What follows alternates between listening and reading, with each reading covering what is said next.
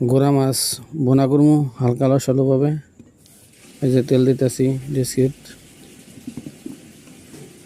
এখন পেঁয়াজ কুচি, আদা বাটা, রসুন, কাঁচামরিচ একে একে দিয়ে দেই। এই যে পেঁয়াজগুলা, রসুন, আদা, কাঁচামরিচ। এখন ফাঁকি মশলা, জিরা, ধনিয়া, হলুদ গোলায় নিতেছি, গোলায় দিয়ে দেবো। হয়ে গেছে, সেদিক দিয়ে ভাজা হয়ে গেছে, পেঁয়াজ মরিচ দিয়ে দিলাম মশলাটা। এবার গুঁড়া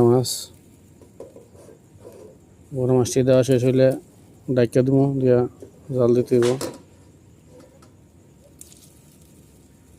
মাছগুলা দিতেছি, খুবই সুন্দর মাছগুলা। আশা করি স্বাদ হইব ইনশাল্লাহ।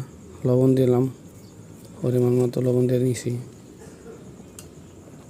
এখন একটু মিলাই নিই মশলাটার সাথে মাছগুলা লাইরে সেরা।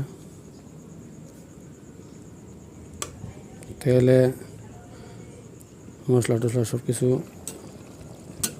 ঠিক আছে।